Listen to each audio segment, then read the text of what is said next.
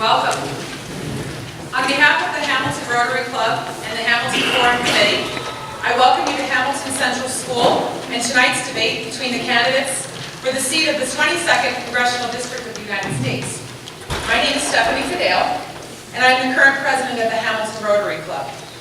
In lieu of the Pledge of Allegiance, which begins every Rotary meeting, it is my pleasure to introduce the Hamilton Central High School Chorus under the direction of Ms. Stephanie Mahoney, who will sing our national anthem. Please stand and remove your hats.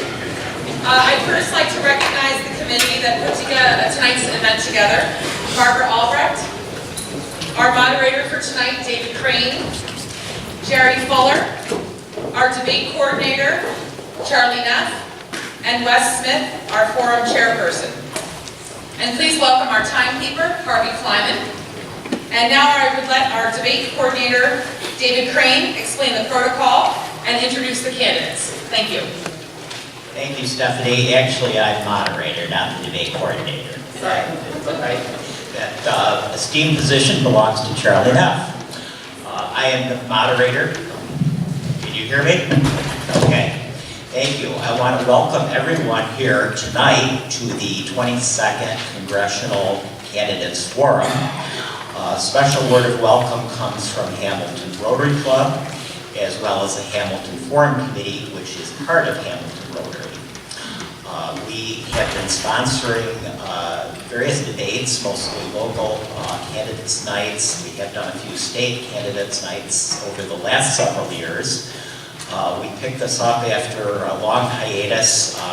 The League of Women Voters had done this for a number of years. When they disbanded, this didn't happen a number of years, and then the Rotary Club sort of took the responsibility for trying to get the debates or forums out so people will have better information and make good decisions about the leadership in our state and in our country. I just want to again welcome everyone here. I want to just briefly introduce the candidates here tonight. We have to my immediate left Claudia Tenney. She is a candidate for the Republican Party as well as the Conservative Party. Claudia Tenney was also elected to the New York State Assembly in 2010, where she's served ever since. Claudia Tenney is a co-owner of Meteor Press in Sherborn, and she is also a practicing attorney, and I believe hails from Hartford. Beyond her is Kim Myers. Kim Myers is on the Democratic ticket. She also has the endorsement of the Working Families Party. Kim Myers is a member of the Broome County Legislature. She is the minority leader of that body. As well, she has been affiliated with a family business, Dick's Sporting Goods in Binghamton, and she also established a children's clothing and educational toy store known as Kids Corner. The gentleman at the end of the table is Martin Babinick, and Mr. Babinick is running on the Upstate Jobs Party as well as the Reform Party. Mr. Babinick is an entrepreneur, and he founded a company called TriNet in 1988. Since then, it has become cloud-based, and it also is publicly traded. The main focus of his company is to give human resource information and management systems to small and medium-sized businesses. So we're happy to have the three candidates here tonight. I do want to remind you, if you have not done so already, you were handed out white sheets here that have 12 questions. We'd like you to rank, if you haven't done that already, the top 5 that you'd like to see discussed tonight. We may not have time for that many, but when you get that done, just fold your sheet, hand it to the aisle. Somebody can raise their hand if there are more to be collected. Our volunteers will get those. And then when we get to that stage of the debate, I'll explain how that will all work. So I want to just explain to you how the debate forum will work, the logistics of it. We've divided this into 2 sections. Part 1 deals with 15 questions that our forum committee sent to each of the 3 candidates. These were 15 questions that we felt any person who will be going to Congress will have to face at some point. So we asked each of the candidates to select one that they'd like to present. They have all done that. And so what will happen, and I'll just briefly go through one exercise here, we'll be starting in alphabetical order, which means Mr. Babinick will present his issue first. He will go to the podium and he will have 2 minutes to present his issue. When he's finished, Ms. Myers and Ms. Tenney will each have 2 minutes to respond to that and give their opinions, their perspectives, and so forth about that. When each of them has finished, then Mr. Babinick will get 2 minutes to respond again. When he's finished with that segment, then Ms. Myers, Ms. Tenney will each have 1 minute to make the final response, and then Mr. Babinick will make his final response. So there'll be opportunity for everybody all the candidates here to address these issues. So that's how it will work.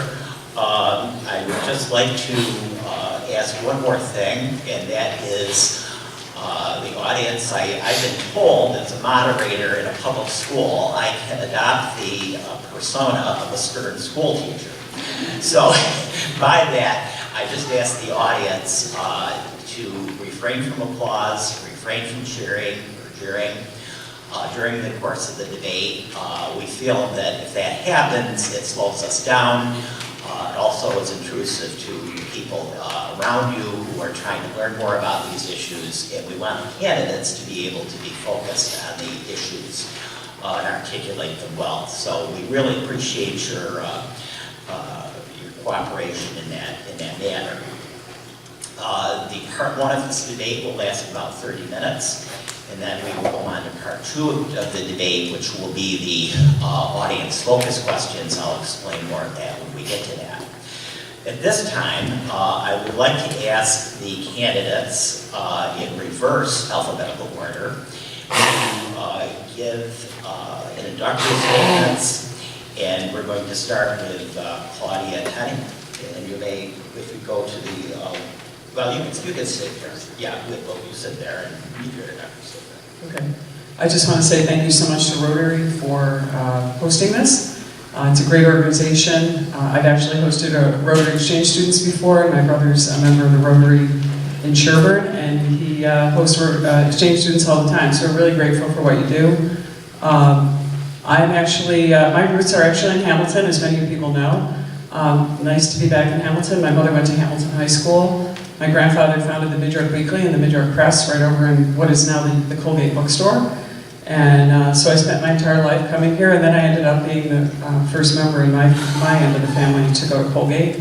And I graduated in 1983. And that's how I got to know Charles Neff, Professor Neff, whoever's hiding out over there, and from the political science department. So, you know, Hamilton is like home for me. My aunt lived here for many years. Many of you knew her.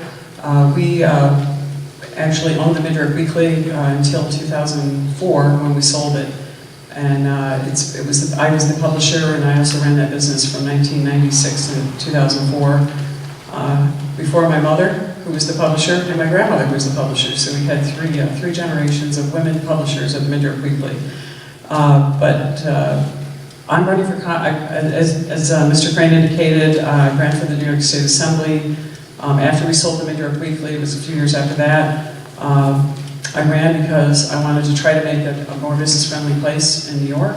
Politicians kept coming back and saying, hey, you know, we're getting things done. I know there's been an ad out there saying that, but they said, yeah, we're getting things done. I'm like, yeah, you're getting a lot done. You're getting our taxes raised, our regulations are out of control.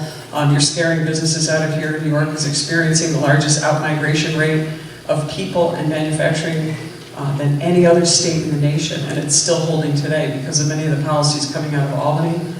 So that's one of the reasons I chose to run, to try to protect our family business, founded here in Hamilton in 1946. We're still here as a New York corporation. 70 years later, we're now in Sherburne.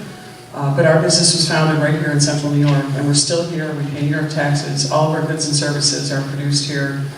It's very difficult to survive in New York as a small business because, quite honestly, we don't get the corporate welfare and the tax breaks and curry favor with politicians to get advantages to advance our business. And that's not the way it should be, and that's one of the reasons I decided to run for Congress. It has to do with corruption. It has to do with the economy, which I think are the two big issues. Another big issue for you know, a member of Congress that's much different than what we do on the state level is the importance of security, our national security, our border security, protecting our military, protecting our borders. That is something that is really important to me. My son, I raised him as a single mother. Thankfully, my parents were across the street and my mother in her later years.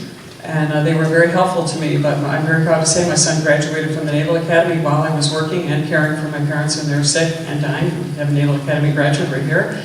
And now he's serving as a first lieutenant in the Marine Corps.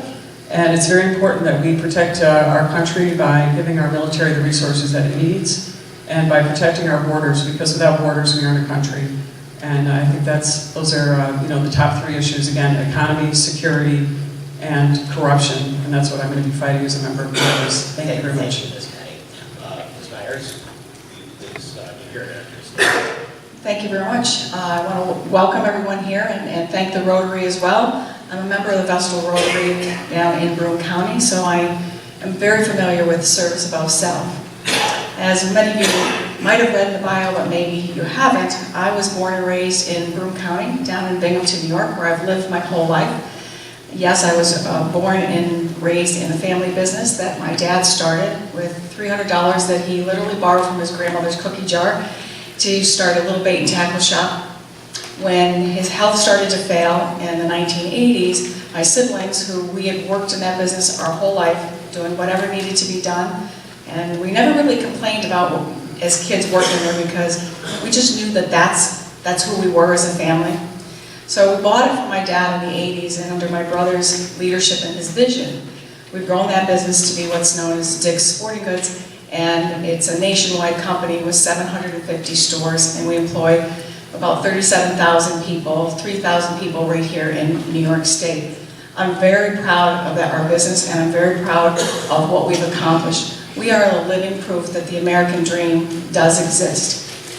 I went to Cortland State, and I got a degree in education, came back to work in the business, and married my husband. We've been married for 36 years. We have 6 children. The oldest is 35, and him and his wife just told us last week we're expecting our first grandchild. And our youngest is 8 years old, and she's in the 2nd grade. Family is everything to us, and if there's anything that I know in my life, it's where I came from. As a matter of fact, my dad would always say to us all the time when we were kids, you never forget where you came from. I've come from this area, this is where I've lived, this is where I chose to live and chose to stay to raise our family. I spent 18 years on the Vestal Board of Education because education is one of my top issues. I believe that education is the key to all of our issues nationwide. I'm serving, as I said, in the county legislature as a minority leader, and I serve as a board of director member on Lourdes Hospital and a number of other volunteer positions around our community, because community is what we're all about. I do have to say, this is going to be tough. Running for Congress, people said to me, why would you want to do something like that? And there was a number of reasons. One, I decided I needed to stop either screaming at the television set or I needed to do something. The other is recognizing in my life how fortunate I am. And I don't mean monetarily, I don't mean anything like that. I was raised in a great family, and we didn't have a lot, but we had enough. And I'm also a product of a quality public school education. And that 8th grade teacher that I had was one of the teachers that had a profound impact on me. And I can remember where I was sitting when she said to our class, the United States government doesn't work unless you participate. It's a participatory government, and that's what you must do in order for it to work. That's why I've always participated, and that's why I want to participate in Congress now. We all know that things are not looking very good. The 22nd District has lagged behind in job and economic, but I believe in a positive attitude. I think we are poised for great things, and we just need good leadership in Washington to bring that about, to bring the policies and to bring things to the 22nd that will help us grow. We need jobs, we need good paying jobs, we need to make sure we have quality education, and in the 22nd we are filled with great quality education, from public schools to the number of colleges and higher education institutes that we have here that can be a great asset to us. The other thing is we have to protect Social Security and Medicare for our elderly people. We can't pull the rug out from underneath people. We've made a promise, and we must keep that promise. That's the philosophy, and that's the attitude that I've always had and our family has always had, is that you keep your promises, you work hard, and you're grateful for what you have. Thank you very much. Thank you, Ms. Myers. I will now ask Mr. Benedict to please give his introductory statement. Thank you, David, and also the Rotary Club. My hat's off to you with how organized this is. Of all the candidate forums we've been to, this is clearly the most organized, and I appreciate that. Also the school for making this facility available, but most importantly, you voters for charting out tonight. Thank you. You know, the summary is there in terms of my background. It's a good written summary, and you'll see that I'm really the luckiest guy you'll ever meet. But I'm also the unpolitician. And what I mean by that, I'm the only candidate that can say, well, I've never run for office before, and that I don't run negative attack ads. I don't accept special interest political action committee contributions. And I'm the only third-party candidate running for Congress in the entire country who is competitive in being able to win a congressional race. That really makes me the unpolitician. And how did I get here? Well, I am an entrepreneur, but fill in a few more blanks on that. How did it go? Well, I started growing up here in upstate New York, in central New York, my hometown is Little Falls, just east of Utica. And growing up in a working class family, with my dad working in factories, and together he and my mom raised 7 children. The youngest with special needs, a lot of love and caring. And after local schools and community college, and then moving on to Shippensburg, Pennsylvania, where I met my wife Krista, who's with me. And we've been married 36 years. And we, after college, traveled the world as I worked for the U.S. Navy as a civilian, and went around the world doing work in human resources for Navy exchanges, with the last assignment being in the San Francisco Bay Area. So as we got there, we decided to start a company, and it was a small business. That was really just our goal, not to grow a big company. But and we struggled. We had a lot of difficulty in the early years, came close to going out of business. We never took a single dollar of government loans, any kind of grants or special deals, and we eventually raised money from private investors and slowly built the company. And got to a stage in 1999 where we felt comfortable that business was at a place that we could move our family to upstate and actually have a chance to raise our family in my hometown of Little Falls. I spent 10 years commuting back and forth and thinking hard about what's the difference between my two worlds in the Mohawk Valley and Silicon Valley, and got really frustrated in watching so many of our young people leave. And that put me on a path that I'll talk about in the segment on job creation to try to make a difference. But I'm running because I want to help our next generation stay here instead of waving goodbye to them. And I'm running as an independent third-party candidate because I'm also frustrated and dismayed with what is happening in our political process. And I believe the best chance to change that is the influence that special candidates that are in a third-party situation can bring. And I hope that we're really going to have a chance to get into that in some detail as we get into the questions tonight. Because things like campaign finance and how we get on the ballot, there's so many issues that I never understood when I was just a voter. But now that I'm a candidate, I'll be able to share what it's like from the other side of the coin. Thank you. Thank you, Mr. Babbitt. One housekeeping issue I just want to mention. Exits are here on either side of the front, as well as in the back where you entered. Bathrooms are to the left and the right. Just want you to all be aware of that. We'll now get underway with part 1 of the forum, and that deals